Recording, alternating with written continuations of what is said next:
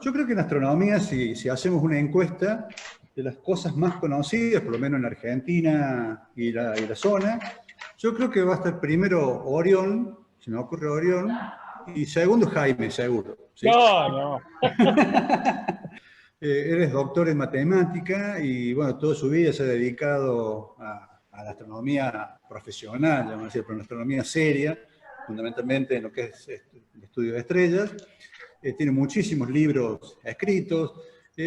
No me quiero tener mucho en el currículum, digamos, porque se lo pueden sacar con internet, calculo el currículum. Bueno, pero es vastísimo el currículum. Tiene muchos libros escritos, es el director de una fundación, es el que organiza la Star Party más lindo de Argentina, el Valle Grande.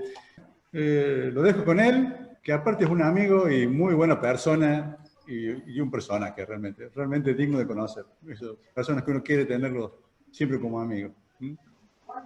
Lo que más me gustó de la presentación es que te has dicho que es un amigo. Eso es lo que pretendo ser de todas las personas, y creo que justamente me movió a hacer las Star Party allá por el año 2000, cuando empezamos, fue compartir con los amigos el cielo bajo el cual estoy, que es un cielo privilegiado, no lo puedo negar. Así que, bueno, ante todo, entonces, muy buenas noches a todos. Un placer estar acá. Muchas gracias, Sergio, por invitarme. Bueno, entonces, lo que vamos a hacer, yo quiero decirles algo respecto a que mi persona ha estado siempre relacionada con las ondas.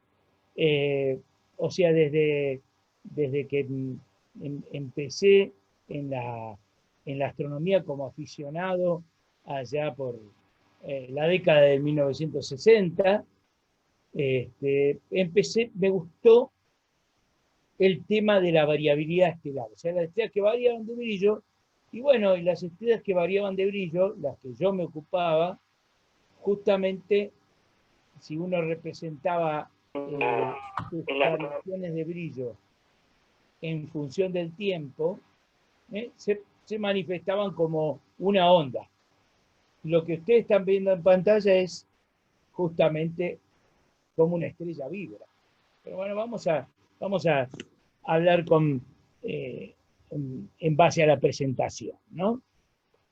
Entonces, vamos a partir de algo que dice un poema de un pueblo originario de América del Norte, o sea, de la parte, digamos, de lo que vendría a ser actualmente Canadá y el noreste de Estados Unidos.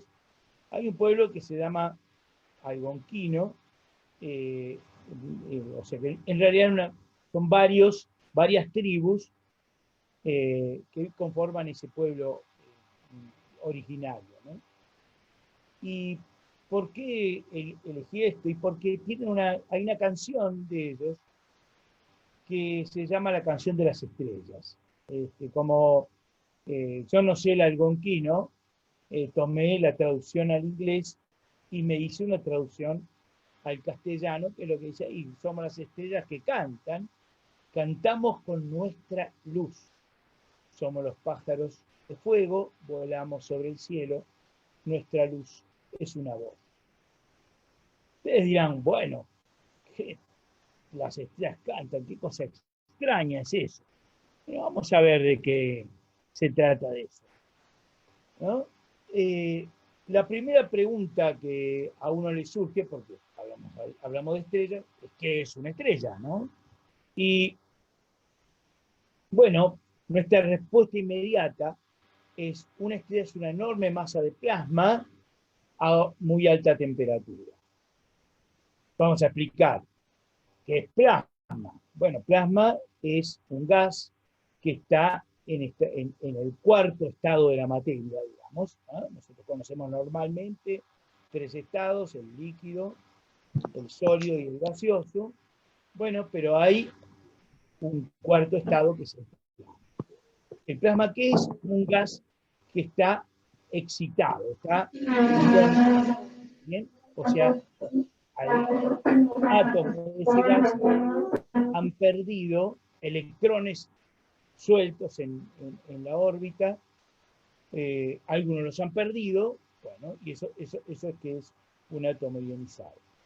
¿Y cómo sabemos? Bueno, primero, ¿y por qué esa muy alta temperatura? Y bueno, porque la temperatura que podemos medir en la superficie del Sol, por ejemplo, que es una estrella, obviamente, es de 5.600 grados. Es una temperatura muy alta.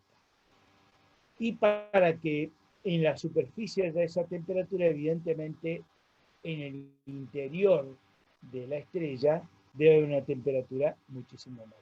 ¿Y cómo sabemos todo esto? Bueno, por haber estudiado ciertas características físicas y químicas que se presentan en los gases acá en laboratorios terrestres y haber aplicado ese conocimiento a las estrellas. O sea, habiendo realizado observaciones, vemos ciertas cosas que digamos, son idénticas a cómo se comportan en, digamos, en el laboratorio, ¿no?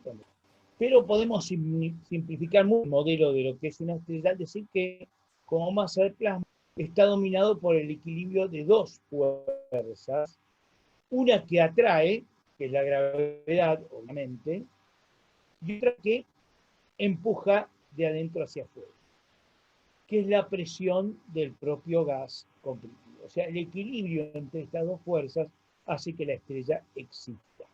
Pero, ¿qué pasa cuando el equilibrio se altera? ¿Por qué? Evidentemente, bueno, una estrella puede estar en equilibrio mucho tiempo o poco, ¿no? Si ese equilibrio se altera por algo, bueno, ¿qué puede ocurrir? Pueden ocurrir dos cosas. La primera es que la estrella oscile con un cierto ritmo y la otra que la estrella estalle. Aquí nos ocuparemos solamente del primer caso, solamente de que la estrella oscile. ¿Qué quiero decir con esto de que la estrella oscile? Y bueno, que en un momento determinado él gana la presión, esa presión cede porque se enrarece el gas, entonces vuelve a ganar la gravedad. Hasta un punto donde la compresión es tan grande que de vuelta va a prevalecer la presión, se va a expandir. Y así hace este movimiento oscilante. Esto obviamente implica un cambio en el diámetro de la estrella. O sea, como simbolicé con mis manos, en algún momento se expande y en otro se contrae, bueno, pero como digamos, la única forma de relacionarme con el universo es a través de la luz. Bueno, por supuesto, esto es lo que nos pasa a la mayoría de los astrónomos. Hay otras formas también de relacionarse con el cosmos, que es, por ejemplo, a través de la materia que cae como meteoritos. Bueno, puede estudiar esos pedazos de cosmos que caen en la Tierra. Otra posibilidad sería ir a buscar, ¿no? Que esas son cosas bastante... porque dependen, digamos, de la era espacial, que es ir a capturar muestras, ya sea mandando un ser humano, que después los viajes a la Luna, o mandando una sonda automática que pueda recoger una muestra y traerla. Bien, y la cuarta que nos queda sería estudiar partículas que vienen del universo, como es el caso de los rayos cósmicos, ¿no? Son las cuatro posibilidades, pero digamos que el mayor caudal de información que hasta no hace mucho era el único que teníamos como mayor caudal, era la luz. Y con las estrellas es únicamente la luz, porque en general los rayos cósmicos que podemos captar provienen de otras cosas más grandes que serían los núcleos de galaxias, o una supernova, que es una explosión estelar, muy pocos rayos cósmicos podemos captar y estudiar bien del Sol o de otras estrellas. Así que vamos a centrarnos en la luz, que es realmente lo más importante que sirve. Ahora, la luz, nosotros podemos recibir luz, la visible, la que vemos con nuestros ojos. Podemos también recibir desde la Tierra, por ejemplo, ondas de radio, que son también luz, menos energética, por supuesto, que la luz visible, pero igual energética. O sea, es luz. También podemos recibir algo de infrarrojo,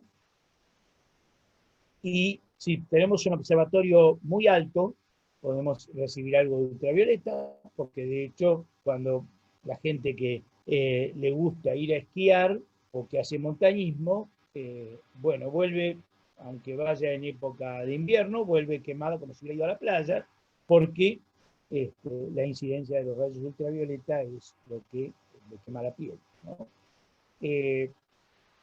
Y también podemos recibir, en algunos lugares, cuando hay observatorios, se pueden recibir rayos gamma, porque hay rayos gamma que penetran la atmósfera,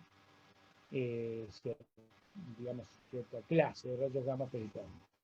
Lo que no podemos recibir en la Tierra, seguro, son rayos X o el ultravioleta más lejano. Eso no, por suerte, pues nos ponemos calcinados. Bueno, microondas también se pueden recibir, que son ondas de radio.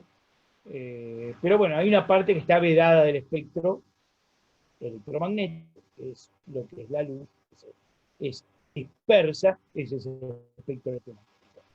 Bueno, y entonces, en contrapartida, esa luz irradiada, bueno, tendrá que ver entonces con la energía de la fuente, ¿no? O sea, la fuente sea más energética, irá a los rayos gamma, a los rayos X, y si es menos energética, irá a la parte de, por supuesto, del infrarrojo o de la zona de radio. Bien, pero centrémonos un poquito solamente en la parte del espectro visual, o sea, lo que podemos ver con nuestros ojos. ¿Qué pasa con estrellas como, por ejemplo, con algunas estrellas que varían de brillo? Esa que yo dije al principio que me dedicaba a observar cuando era un niño, un adolescente. Y que sigo observando, por supuesto, pero con otros métodos. Bueno, esas estrellas varían de su luz en función del tiempo. La primera curva que nosotros vemos acá es una curva justamente de variación de brillo, magnitud, en función de que del tiempo. Esto que dice acá fase es el tiempo representado, digamos, dividido por el periodo. Entonces, eso lo llamamos una fase, ¿no? ¿Qué quiere decir el periodo? Y el tiempo que le lleva recorrer un momento de máximo, un momento de mínimo y volver al máximo. Eso es lo que se llama un periodo, ¿no? O sea, dos máximos. Por eso ustedes van a ver aquí que está la fase, dice 1.0 en el momento. 0.0 y 1.0 son los momentos de máximo. Bien, eso está representado, entonces ahí variación de la luz respecto al tiempo. Fantástico.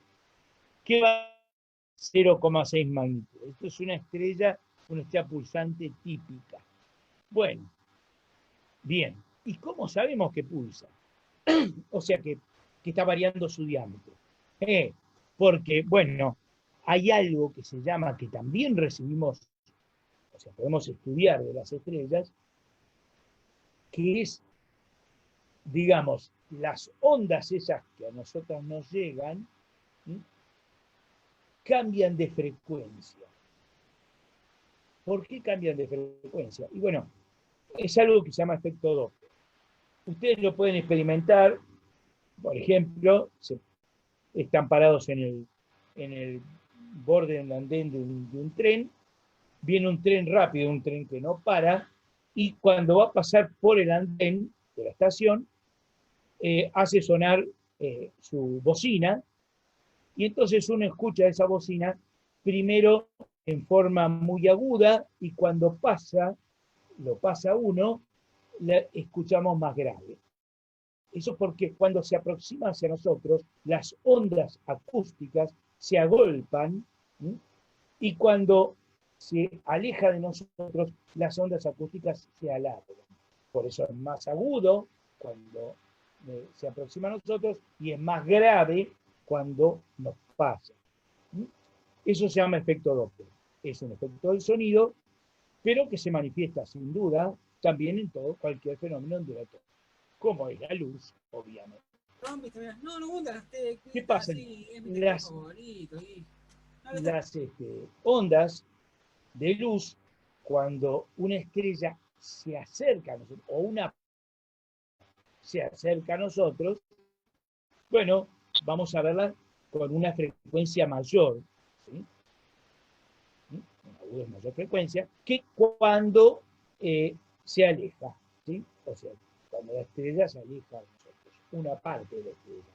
¿Qué estoy diciendo? Si la estrella pulsa, la estrella se nos va a acercar, parte de su, digamos, de su cuerpo, la que mira hacia nosotros, se nos va a acercar, la otra que no vemos se va a alejar. Pero cuando esté digamos, disminuyendo el diámetro, se va a alejar. Bien, entonces, ¿qué va a pasar? Va a aumentar la longitud de onda, o sea, va a tener menos frecuencia. Y eso entonces está representado en lo que se llama esta curva de acá abajo, o en esta, por ejemplo, en esta que es más fácil, esta, la curva de velocidad radial, acá dice kilómetros por segundo, acá tenemos un momento donde la velocidad es positiva y un momento, acá es negativa, perdón, y acá es positiva.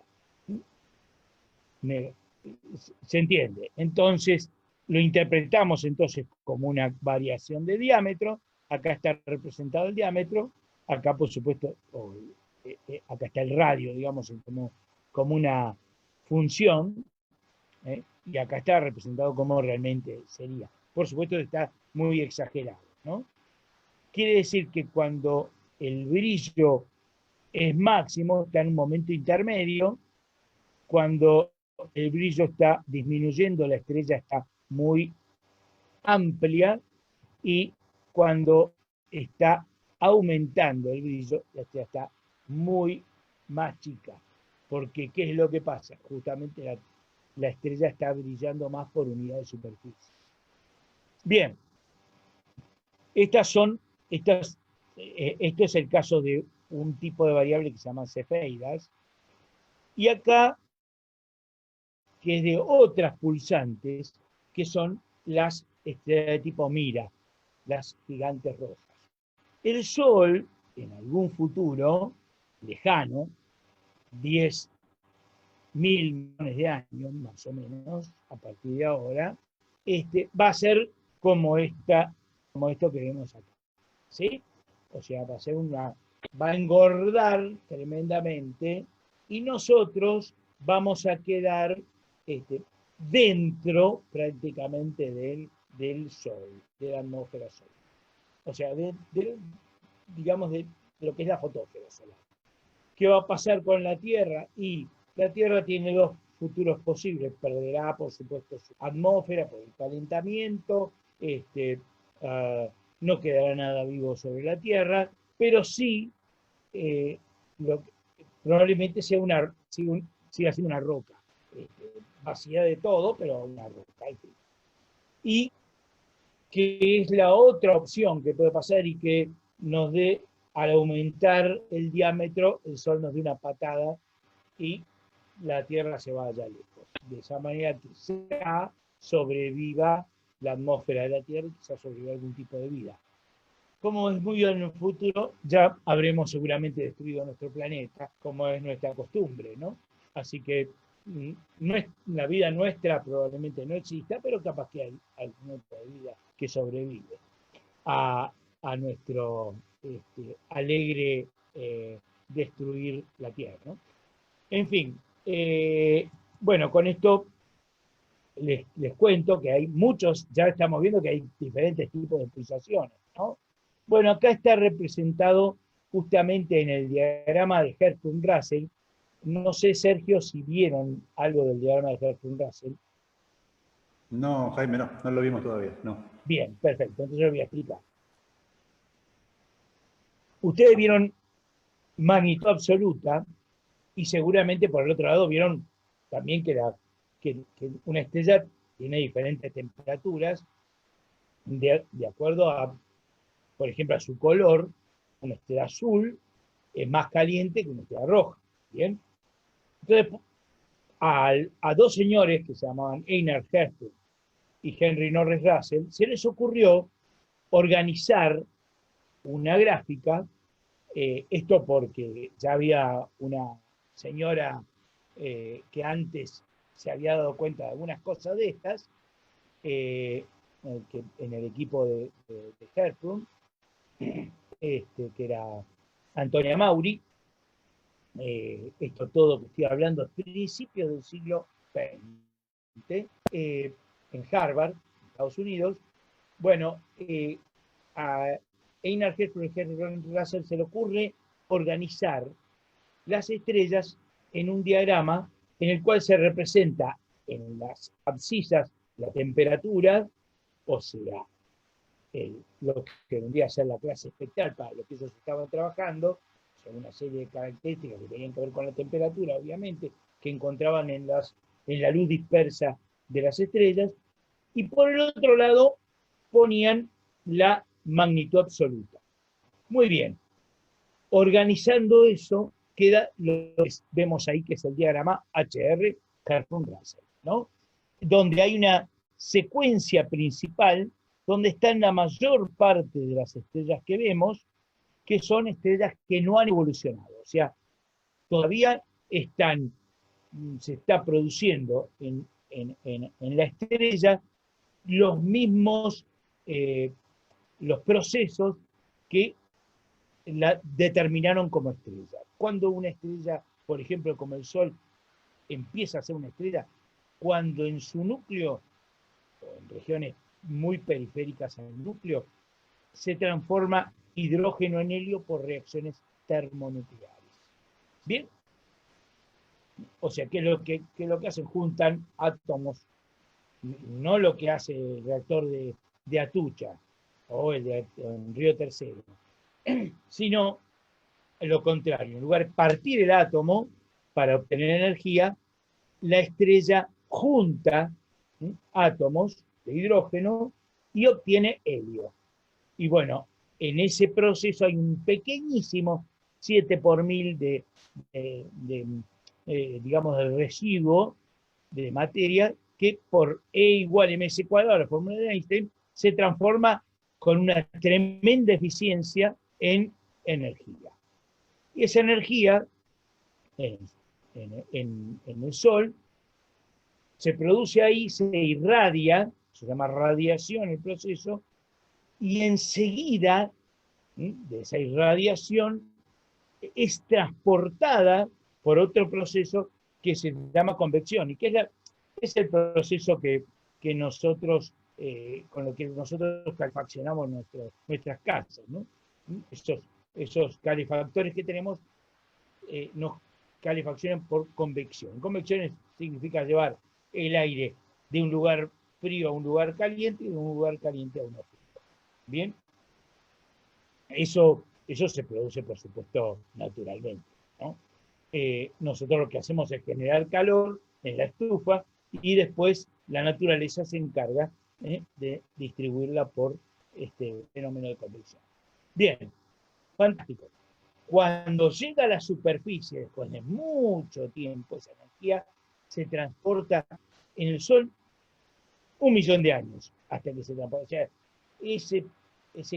digamos, esa energía que se produjo ahí se llevó en 1.000.000 de años hasta la superficie. En la superficie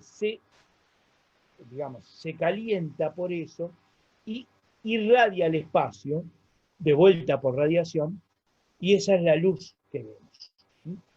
la luz irradiada. Ese es el mismo con el que suponemos, por supuesto, que funciona el Sol. Ahora, suponemos, sí, pero tenemos importantes, digamos, pruebas para esa suposición, tener un asidero fuerte. Y justamente esas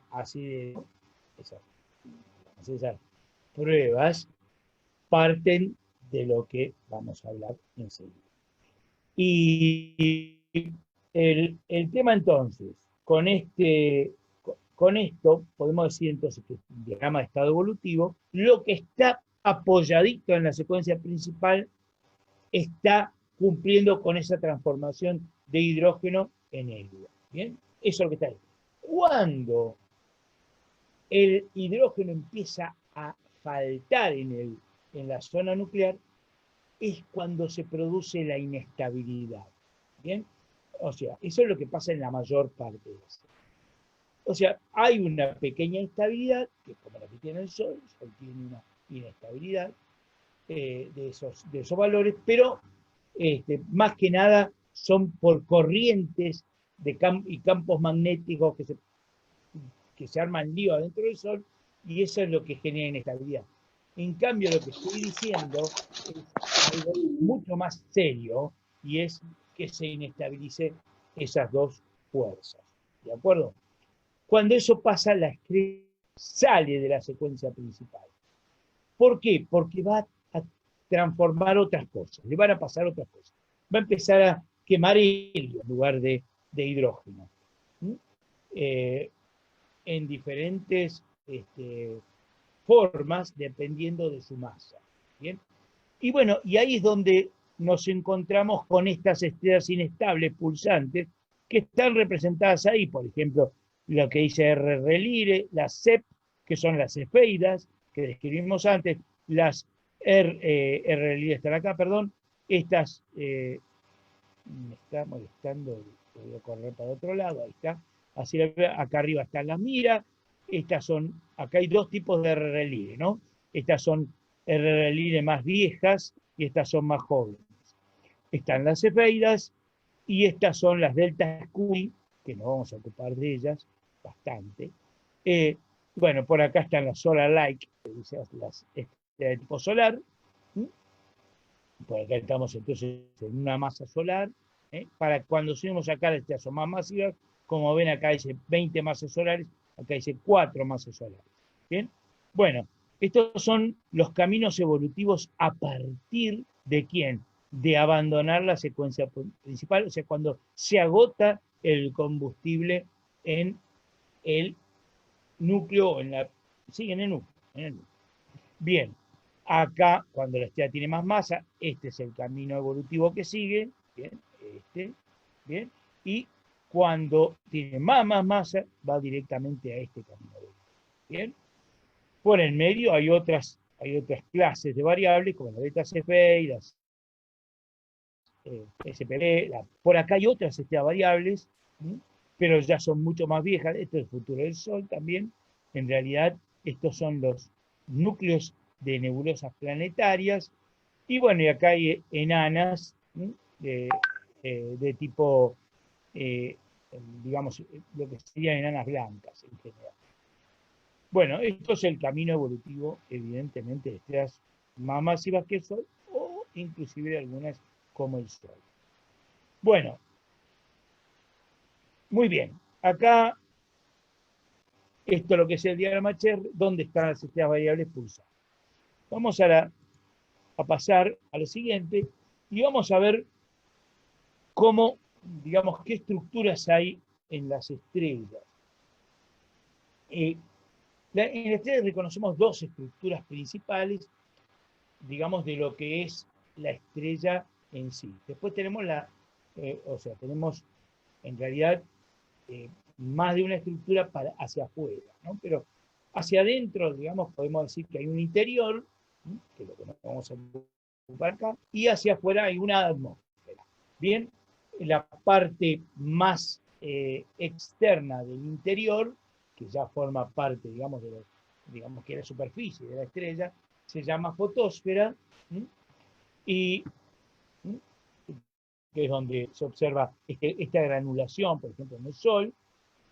Todo esto sobresale, esto de acá, esto es la corona solar, que es parte de la atmósfera.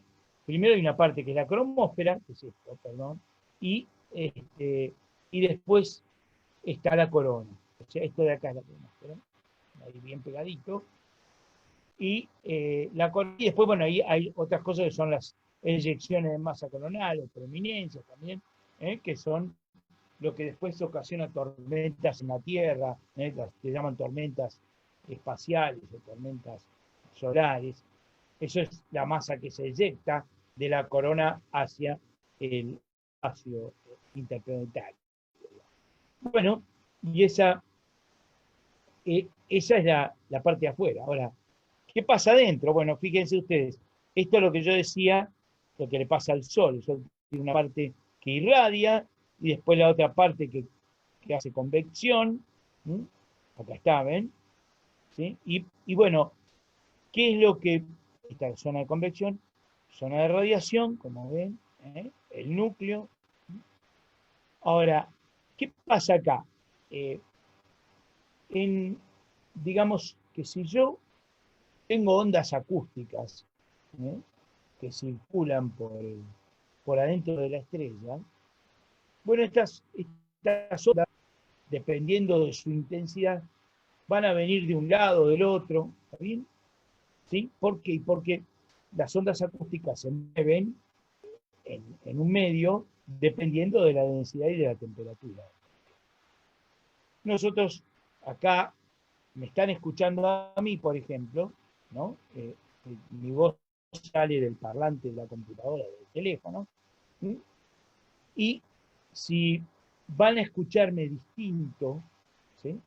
Si están en un lugar donde hace más calor o más frío, sutilmente distinto, y también va a depender de la densidad del aire. Si meten el celular adentro del agua, no lo hagan, salvo que tengan un celular sumergible, pero si lo meten en el agua, va a estar todo deformado y con... ¿Por qué? Porque la densidad del medio es mayor, entonces le va a costar más a las ondas desplazarse en ese medio y me van a escuchar con una cierta demora.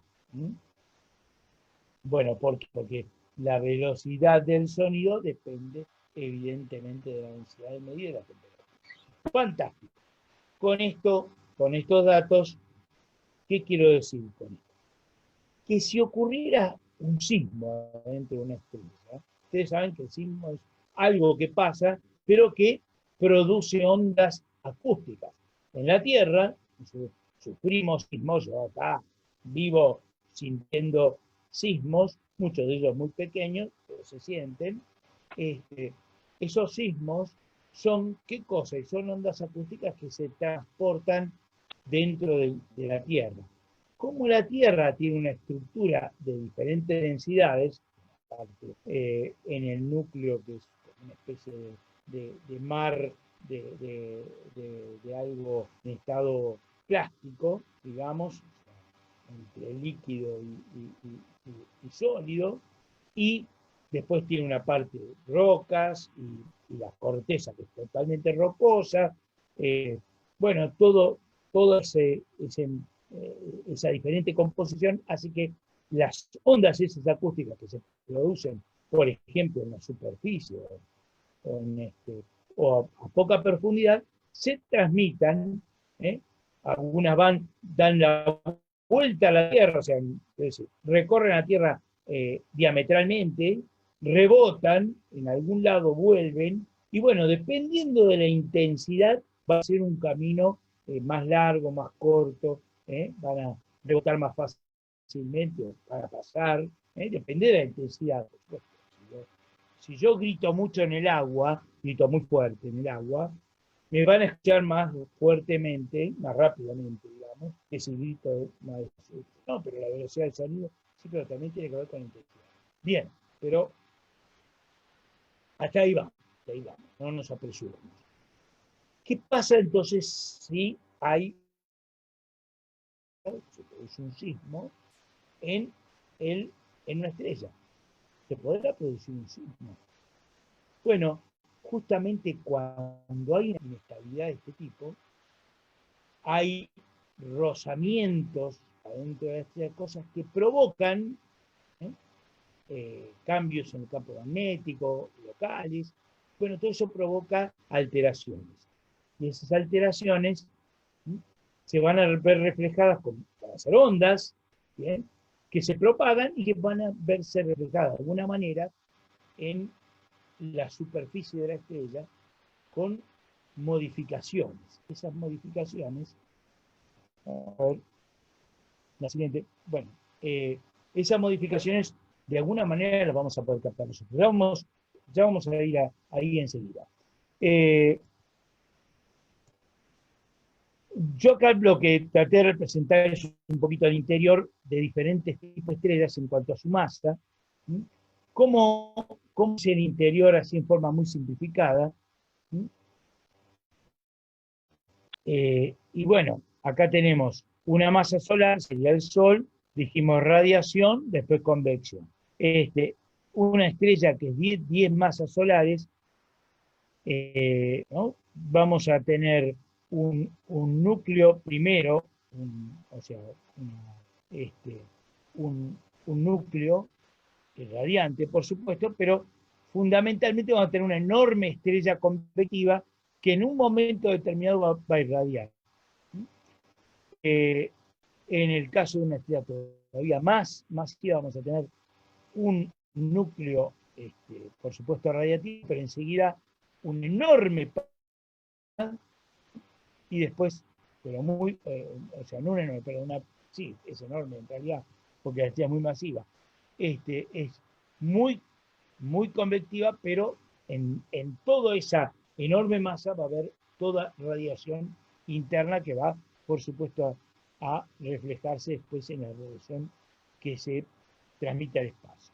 Acá el último caso es una estrella como más chica que el Sol, que tiene una zona radiativa pequeña y una gran zona convectiva, y llega a la superficie de la zona convectiva y irradia también. Pero todo, como ven ustedes, cambia la zona convectiva, su tamaño. Esa es la idea. Bien, vamos a ver entonces. La estrella pulsante. Entonces, dijimos, algo pasa adentro. Bien, este desequilibrio entre presión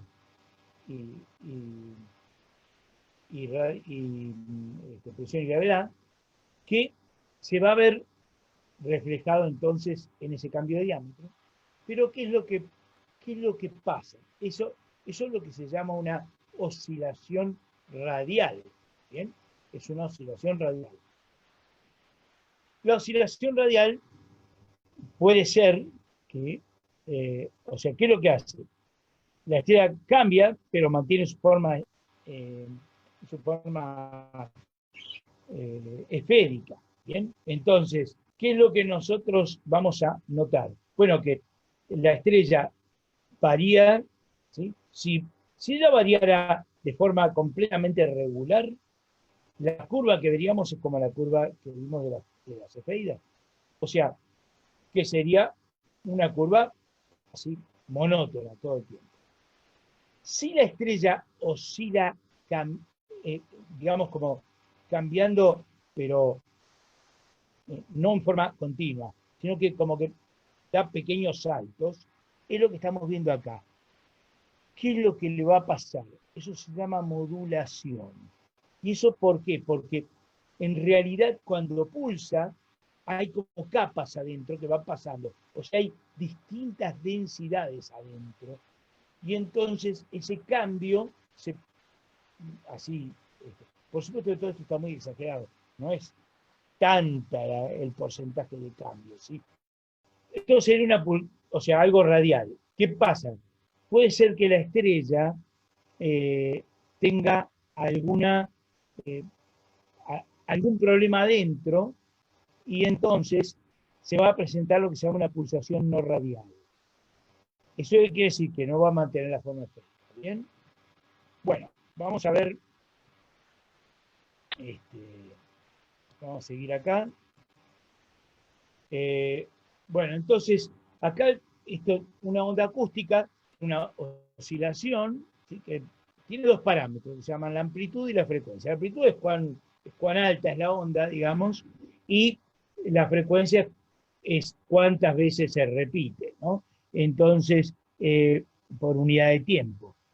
Entonces, acá tenemos, por ejemplo, lo que sería la frecuencia principal de la onda, y otra cosa que pasa es lo que se llaman los armónicos, que por ejemplo, cuando yo pulso la cuerda de una guitarra, yo tengo no solamente la frecuencia principal, sino también armónicos, eso es lo que le da el timbre, digamos, al instrumento. No es lo mismo tocar un la con el piano, ¿sí? Que tocar un la, o sea, el la fundamental, digamos, con la guitarra o con un instrumento de aire, por ejemplo, eh, un trombón, una trompeta o una flauta. ¿Bien? Todo suena distinto. ¿Y por qué? Por la cantidad de armónicos que tiene. ¿Qué son los armónicos? Los armónicos entonces serían, por ejemplo, que en un ciclo de la onda principal, de frecuencia principal, entran dos ciclos. ¿Sí? Y el tercer armónico, que se llama segundo armónico, el tercer armónico que entra en tres ciclos. ¿Bien? Bueno, todos, por supuesto, los armónicos están en fracciones, tienen valores fraccionarios de la frecuencia principal. Bien. En la estrella tenemos dos fuerzas, entonces hay dos tipos de ondas que se crean dentro de las estrellas. Uno serían las ondas de presión, que sería el caso de los modos que llamamos P, y los modos G serían los modos que tienen que ver con la gravedad, ¿no? Las dos fuerzas restauradoras del equilibrio, por eso dice fuerza restauradora. Si la que gana es la fuerza restauradora, que es la presión, cuando es eso, y cuando la estrella se expande, entonces vamos a tener ondas, digamos, de modos P. Y cuando se está restaurando el equilibrio en la fuerza gravitatoria, se está contrayendo la estrella, ahí tenemos ondas transversales. Bueno, entonces, la estrella entonces funciona como un instrumento musical. ¿Por qué? Porque tiene ondas acústicas. Entonces, por eso empezamos diciendo que las estrellas cantan. ¿Bien? Bien, y entonces, acá tengo, por ejemplo, esto vendría a ser un órgano de tubos, la parte de acá, cómo funciona un órgano de tubos, y cómo funciona una estrella. ¿Sí? Acá estoy representando amplitud y frecuencia, estos serían cómo suenan. Entonces vamos a escucharlas cantar a las estrellas ya que estamos. ¿Sí? Entonces, lo primero que les voy a poner es un video, que es esta es otra estrella.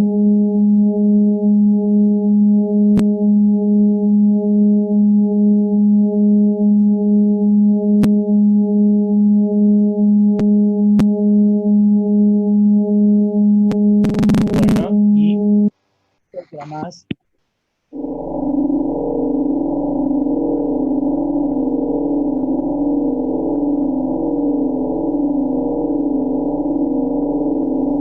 Y esta que les voy a poner ahora es alguien que seguramente todos han podido hablar.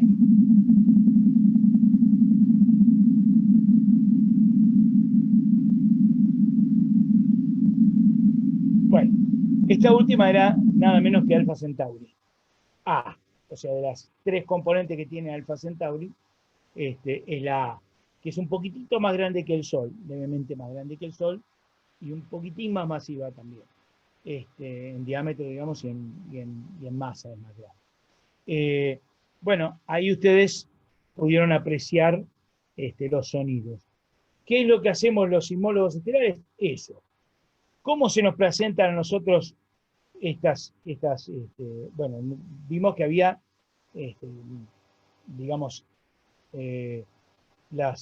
los modos, digamos, los modos de pulsación podían ser entonces de tipo radial y no radial. Bueno, nosotros esto lo representamos con números que llamamos cuánticos, ¿sí?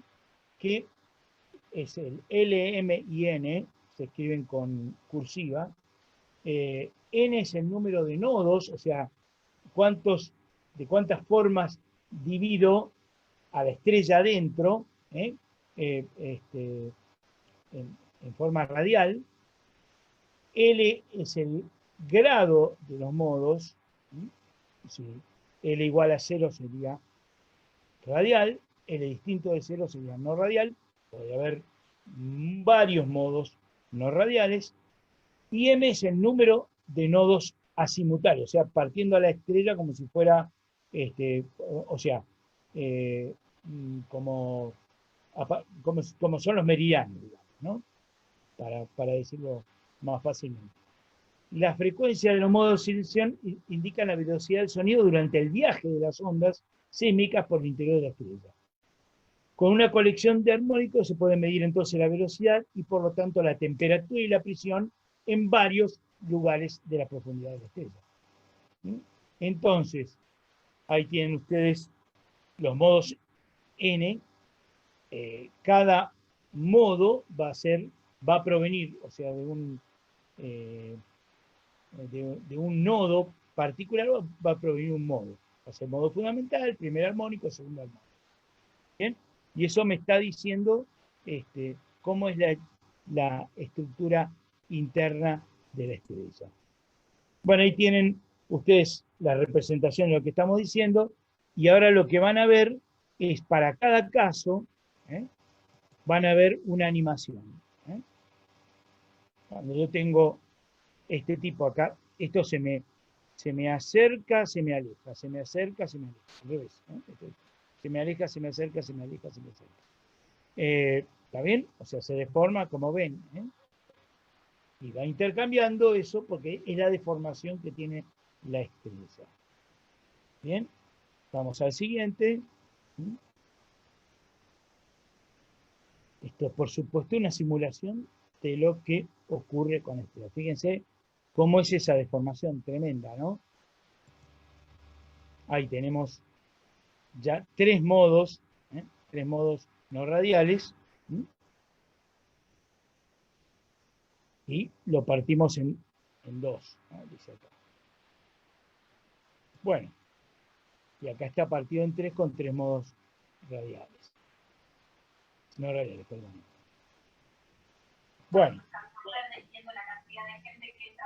esto que vemos ahora es en el caso de que es una sola pulsación no radial, en modo no radial. Bien, y no hay ninguna división. Bueno, por supuesto, es lo que nosotros observamos, lo podemos observar de la Tierra o del espacio. Hace 20 años se pusieron diferentes satélites, hasta el más reciente que es Cheops. Todos estos satélites han permitido estudiar a las estrellas con asterosimología, o sea, simología estelar. Bueno, hay algunas cosas que modifican estos modos de pulsación y hacen que la estrella sea más difícil. Entonces, ¿qué puede haber? La presencia de campos magnéticos. ¿Cómo nosotros notamos, por ejemplo, la presencia de campos magnéticos en el Sol? Por las manchas. Entonces, hay estrellas que tienen manchas. Entonces, nosotros podemos mapear, con la ayuda de una sismología de muchísima precisión, podemos mapear a las estrellas. Esto es lo que hizo una de esas naves que es Corot. Y acá tienen, por ejemplo, combinando 60 días de fotometría, podemos dilucidar cómo son las manchas, o sea, cómo evoluciona el campo magnético en nuestra estrella. Fíjense todas las cosas que estamos sabiendo del interior digamos, del interior y de las proximidades de la superficie de la estrella, sin poder observar en forma directa eso, ¿no? Bien, después vino Kepler, que llevó las cosas más allá, porque lo que tiene Kepler, que es muy notable, es la precisión de la fotometría. La fotometría es tremendamente precisa, o sea, medición de la luz que viene. ¿Sí?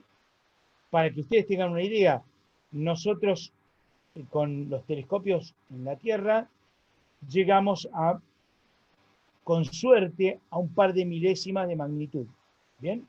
Con un muy buen trabajo fotométrico en Tierra.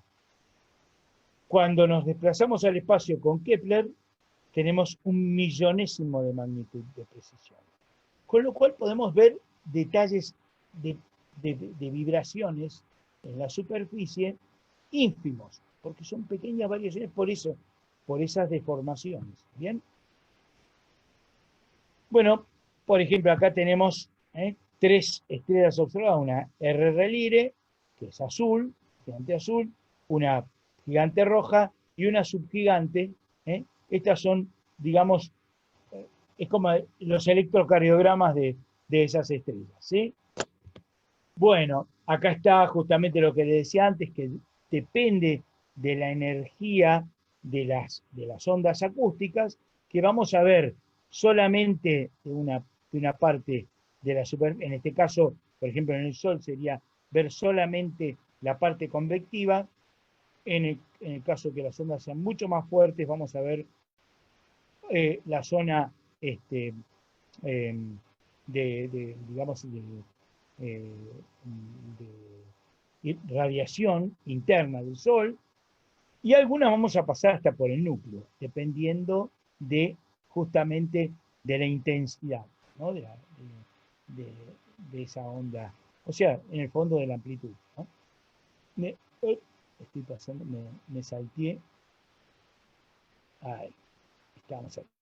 Bueno, fíjense ustedes acá, esta es una estrella como el Sol que está quemando hidrógeno en el núcleo.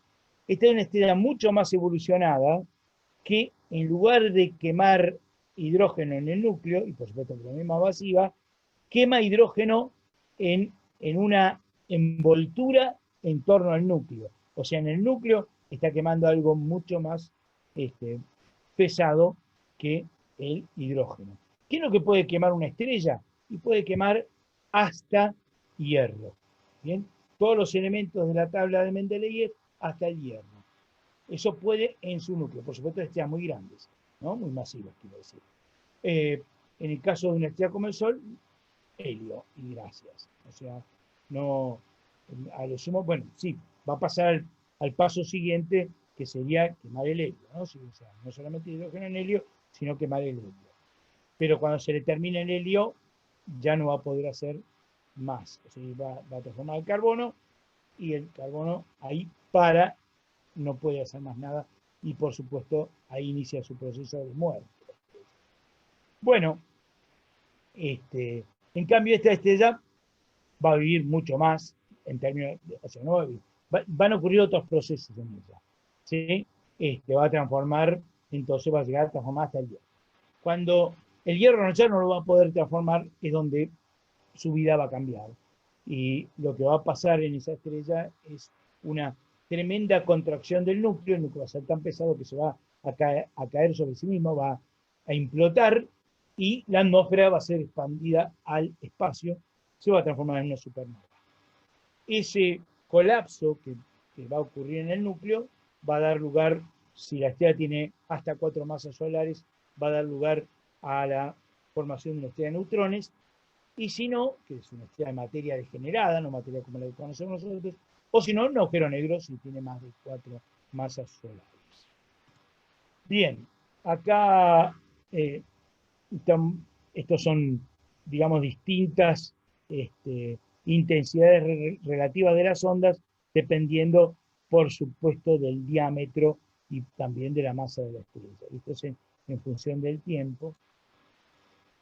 Esto es un fenómeno que también descubierto con Kepler, un fenómeno muy interesante que es que las ondas son como achatadas. Esto se llama efecto Blasco, ¿no? Que como que hay un envolvente, ¿sí?, al periodo fundamental. Acá el periodo fundamental, bueno, tiene horas o días, pocos días, y hay un periodo más largo, envolvente, ¿sí?, que se llama efecto Blasco. Eso ocurre porque adentro justamente tiene como una especie de corteza en torno a una zona, digamos, donde hay una zona opaca, donde frena la radiación y empieza el transporte por convección, ¿no? Pero esa se llaman zonas de opacidad, bueno, son las que provocan ese rebote, digamos, de las ondas, ¿no? Bueno, y hasta acá es lo que yo quería contarles en cuanto a esta forma de conocer las estrellas, que es a través de los sismos estelares. Muchas gracias. Bueno, Jaime, fantástico. Realmente es fascinante, no sé, por lo menos rajuñar un poquito, ver un poquito lo que es el trabajo de un astrónomo profesional, digamos, ¿no? Más allá de lo que uno puede ver como a nivel divulgativo, a nivel como amateur, ver el trabajo de un profesional. Está bueno, la verdad que está bueno. Para no alargar más allá de, por supuesto, agradecimiento y felicitaciones desde ya, muy disfrutable la charla, muy buena, a mí me encantó. 8 preguntas. Opa, ¿Sí? tanto. Bueno, si querés lo largo en orden cronológico, así hacemos justicia.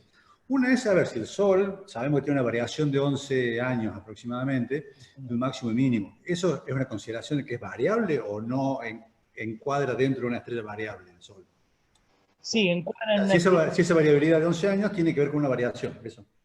Sí, tiene que ver con las variaciones en el campo magnético que se reflejan también en la actividad en la fotosfera, por lo tanto, las variaciones son reales. Además, el Sol pulsa, y pulsa, por supuesto, es un pulsador radial, fundamentalmente, porque también tiene capas de distinta densidad dentro de sí, ¿no? Entonces, y la actividad magnética hace que aparezcan algunos modos no radiales en esa pulsación. Pero tienen que ver con cambios muy pequeños en el brillo, que hay que tomarlos, obviamente se toman de otra manera, ¿no? No se puede medir como hacemos con estrella distante, con una foto y le medimos la intensidad, o sea, la cantidad de fotones, y contamos la cantidad de fotones que recibe. No, acá es otra cosa lo que hay que hacer, ¿no? Por eso es un campo distinto el de la heliosismología que la asterosismología. Bueno, cuando estabas hablando de los tiempos, sobre todo que demoraba un fotón de salir y llegar y trasladarse el fotón, preguntaron si puede que las estrellas que hoy vemos ya no existan. Bueno, eso es otra razón, no tiene que ver con la distancia de las estrellas. En realidad, la distancia y la vida de las estrellas son cosas bastante, a ver, podríamos decir que la distancia a la que está una estrella, por ejemplo, vamos a hablar de ese mito que existe de que una de las tres Marías podría estar muerta. Bueno, yo les quiero decir, si las estrellas viven tantos millones de años, miles de millones de años, ¿qué pasa con distancias que son de centenares o 1000 años, ¿no? Si hablamos de miles de millones de años. 1000 años, entonces, en la vida de una estrella, yo les propongo un ejercicio. Fíjense ustedes cuánto representa un segundo en la vida de ustedes. O sea, no en la vida de ustedes, en la vida mía, por ejemplo, 66 años, ¿no? Fíjense lo que representa un segundo en esos 66 años. Porque una persona que tiene 20 años va a ser más representativo, obviamente. Pero supónganse que la vida promedio es mucho más alta, la vida promedio. Digamos que es 80 años en Argentina, más o menos. Bueno, fíjense lo que es un segundo. Y hagan la misma cuenta entre los 20.000 millones de años, supónganse que vive el Sol, la total, el Sol, 20.000 millones de años, bueno, o menos, pongámosle 15.000 millones. Y veamos, por ejemplo, ¿no? Tomemos como ejemplo el Sol y veamos cuánto representa la vida del Sol. 1000 años. Van a ver que es nada, es menos que un segundo en la vida, en mi vida. Entonces, ¿una persona se muere en un segundo? No. Necesita varios minutos para morir, ¿no? Digamos de muerte, no de un accidente, no de una caída de un edificio, de un accidente de tránsito. Igual un accidente de tránsito también puede demorar en morir. Pero una persona hasta que, por ejemplo, se detiene el corazón, hasta que tiene muerte cerebral, pasa un tiempo. Si no, no existiría la reanimación. ¿Bien? Se le paró el corazón, bueno, tenemos aparato de reanimación porque todavía hay un tiempo en el que hay vida como para salvarlo, ¿no? Entonces, quiere decir que esos son algunos minutos. Quiere decir que para que sepamos que se muere, pasan minutos en una persona. Y para que sepamos que se muere una estrella que está a 1000 años luz, necesitamos mucho más que eso, ¿sí? Mucho más de 1000 años. Por lo tanto, el mito ese se pueden olvidar del mito de que alguna de las estrellas que... ¿Saben dónde puede sí haberse muerto una estrella? En las nubes de Magallanes. Porque las nubes de Magallanes ya están a centenares de miles de años luz. Entonces la luz demora en llegarnos centenares de miles de años. ¿Bien? Así que eso. Te decía que son muchas las preguntas. ¿Se puede determinar la temperatura de la corona solar y cómo? La temperatura de la corona solar se puede medir digamos, de una forma muy simple, que sería medir el brillo de la corona solar. Hay una forma de medirlo en función de la distancia. Se puede medir, y también se puede medir la temperatura estudiando los movimientos de las partículas. Y también porque sabemos a qué temperatura está un gas, entonces tiene que haber ciertos átomos excitados con esa temperatura. Esas son las formas típicas de medir temperaturas. ¿Bien? Otra es, ¿cuáles son las estrellas pulsantes? Bien. Muy amplio, muy amplio. Hay varias. Algunas se llaman las cefeidas, son las Mira, o sea, las estrellas variables de largo periodo, las variables semirregulares también, que son todas estas dos son gigantes rojas. La primera son estrellas gigantes, pero más calientes. Y las delta Scuti, que son estrellas muy cercanas a la secuencia principal, también más caliente que el Sol, estrellas espectrales de tipo A, con unas temperaturas del orden de 10.000 grados superficial, y las beta Cephei, que son más calientes todavía. Por ejemplo, para darles una idea de qué estrella es esa, beta Cephei ustedes no la ven, pero sí ven a beta del Centauro, ¿no? La famosa Agena, Agena, sí, Centauri. Esa estrella es una beta Cephei, es muy caliente, muy caliente, por eso es azul, tiene más allá de los 15.000 grados de temperatura. Bien, y están también las enanas blancas, también pulsan, que son estrellas muy viejas, y por supuesto también hay otras estrellas intermedias, ¿no? que también son pulsantes. Bien, perfecto. Ya respondiste parcialmente esta pregunta, pero bueno, te la repito, te la transmito. ¿Se pueden ver a simple vista o por telescopio a las estrellas variables pulsantes? No, bueno, Betelgeuse la ven ustedes, Betelgeuse, vamos a hablar como corresponde, la ven ustedes siempre en Orión, Es una estrella pulsante, supergigante roja. Está Antares, que también es pulsante, varía menos en amplitud, pero es pulsante. También están, bueno, la que les decía, está L Carine, que es una cefeida que se ve a simple vista. Está, bueno, hay un montón, hay un montón de Está estrellas. bien, está bien, Clemen. Otra es, ¿cómo hacen para transformar esas ondas de sonido que mostraste? ¿Cómo se transforman, digamos, esas ondas en sonido? Las variaciones lumínicas, ¿cómo las transformo en sonido? Bueno, simplemente porque esas variaciones están representando, digamos, un cambio en una onda. Ese transformar eso en una onda acústica es muy simple, ¿bien? Porque ya la variación es una onda. Esa onda la asimilo como sonido. Tiene una frecuencia, que es lo que nosotros escuchamos como la variación de frecuencia, es justamente un timbre o un sonido distinto fundamental, y si tenemos los armónicos tenemos como un instrumento, o sea, tenemos el timbre del instrumento. ¿Bien? O sea, es simplemente eso. Una que preguntan acá, que bueno, te lo transmito tal cual, textual, es ¿cuándo se construirá un telescopio cósmico? No lo entiendo. No, imagino que sean telescopios espaciales, se va a referir a No, telescopios espaciales. puede referirse también a que, ojo que digamos, la gravedad provoca también aumento de imágenes, ¿sí? Lo que se llaman lentes gravitacionales.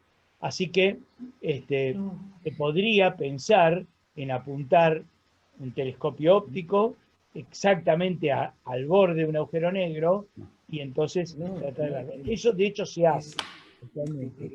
Pero bueno, se podría hacer con un telescopio un poco más sofisticado y desde el espacio, con mucha amplitud de base, ¿no? O sea, poner uno, por ejemplo, en un punto lagrangiano de la órbita terrestre, es un punto que está de equilibrio, que está a 60 grados, digamos, de la órbita, de la posición de la Tierra, ¿sí?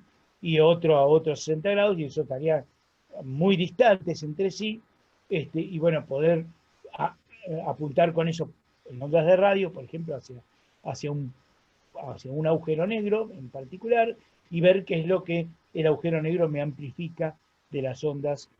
Eso podría ser un telescopio cósmico. Por las dudas, si las preguntas han sido referidas a telescopios espaciales, bueno, sin duda que ya hay una constelación de telescopios espaciales que cada uno recibe en una frecuencia distinta, ¿no es cierto? El Hubble, por ejemplo, en visual, ¿no? Nombraste recién el Kepler, bueno, hay toda una Por todos los constelación que de nombré telescopios, antes, ¿no? todos los que nombré antes, Sergio, Claro. que puse las fotos, son todos telescopios espaciales que trabajan en frecuencias del visible, fundamentalmente algunos en el infrarrojo también. Otra pregunta es si se ha escuchado el sonido del Sol. Sí, sí, es más, bueno, yo como en algún tiempo trabajé con una antena que podía captar digamos, emisiones de radio del Sol, tengo por ahí grabado el sonido del Sol, pero esos son movimientos en la atmósfera solar, ¿sí? Son en general fenómenos de la superficie del Sol. Ahora, lo que también se pueden captar son las ondas acústicas del interior del Sol.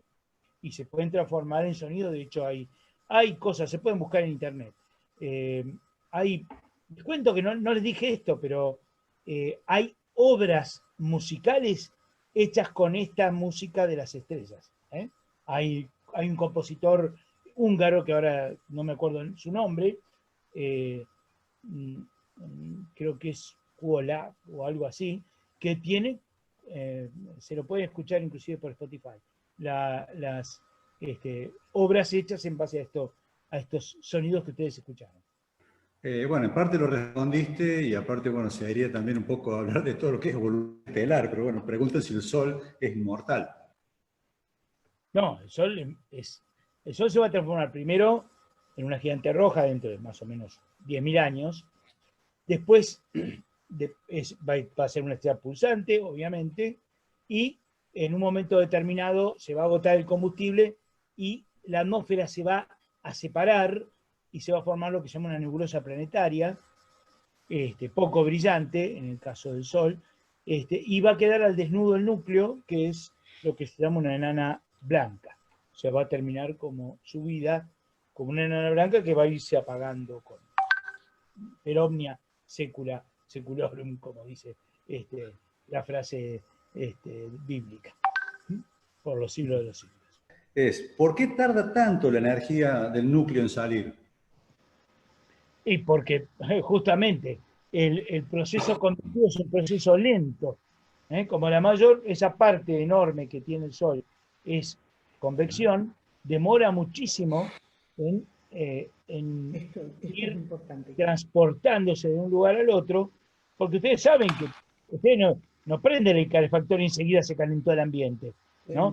Si se ponen lejos del calefactor, van a tener frío, ¿no? Tierra se necesitan telescopios espaciales. De la calle, por ejemplo, la mitad, ¿a dónde va? Y va a poner la cola en el calefactor, ¿o no?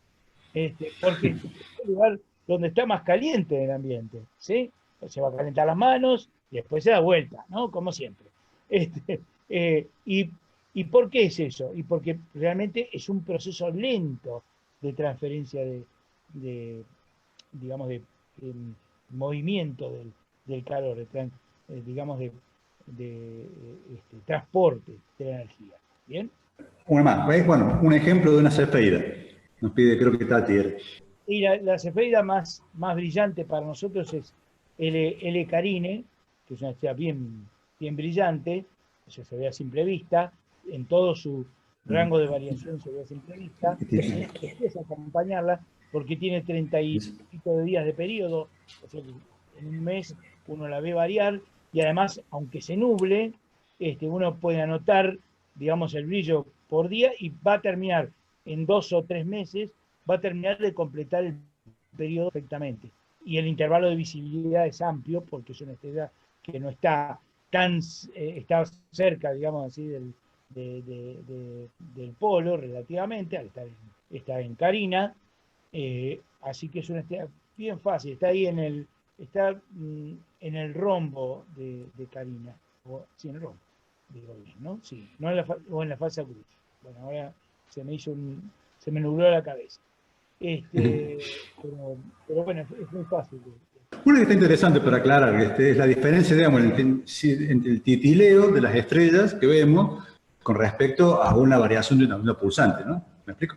Está interesante. Claro, tiene que ver con un problema de la atmósfera de la Tierra. O sea, ¿qué es lo que pasa? Y bueno, como la atmósfera tiene una cierta temperatura y tiene tendencia a enfriarse durante la noche, bueno, esos movimientos convectivos que se producen en la atmósfera de la Tierra ocasionan que haya turbulencia, y esa turbulencia es lo que provoca que la estrella digamos, cambie, titile, se vea y no se vea. ¿Por qué se ve y no se ve? Y porque o está apuntando en un momento determinado, nos está apuntando, ¿bien? Y en otro apunta a otro lado. ¿Por qué? Por la turbulencia. Entonces, por eso desaparece. Y porque realmente recibimos un único rayo de la estrella. Es un solo haz, ¿bien? En cambio, de un planeta, el planeta Tequila, porque tiene un cuerpo, o sea, apreciable. Por ejemplo, Júpiter. Vienen muchísimos haces de Júpiter que inciden en nuestro ojo. Entonces, de algunos la turbulencia lo va a afectar, pero siempre vamos a estar recibiendo luz. Entonces no va a titilar. ¿Bien? Puede tener, cuando está muy cerca del horizonte, como le pasa a Venus, va a tener cambios de brillo y de color. Pero eso por efecto puramente de la atmósfera, sobre todo la turbulencia ocasionada por procesos convectivos en la atmósfera. Para terminar de modo optimista, porque hemos hablado mucho de la muerte de las estrellas, aquí una pregunta es si pueden crearse nuevas estrellas. Todo el tiempo, y gracias a que muchas mueren en explosiones, en esas explosiones supernovas, lo que pasa es que se libera tanta energía que empieza a transformarse el resto de los elementos químicos más allá, más pesados, digamos así, que el hierro. Y entonces, por ejemplo, el fósforo que tenemos en nuestro cuerpo, y bueno, fue ocasionado en una explosión de supernova.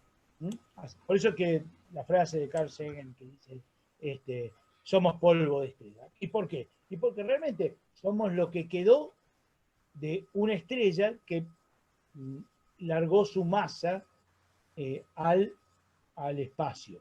¿Sí? Y eso dio lugar a que se formaran nuevas estrellas, nuevas generaciones de estrellas, y también planetas, y también la vida en esos planetas como nosotros. Bárbaro, Jaime. Bueno, hasta acá hay más preguntas, pero bueno, hay que terminar de alguna forma. Así Bien. que excelente, realmente, bueno, un gustazo tenerte. Desde ya, bueno, muchísimas gracias, ¿sí? Te están saludando y agradeciendo acá, tanto en el foro, en el chat de Facebook como en el Zoom acá. Así que, bueno, transmito también los agradecimientos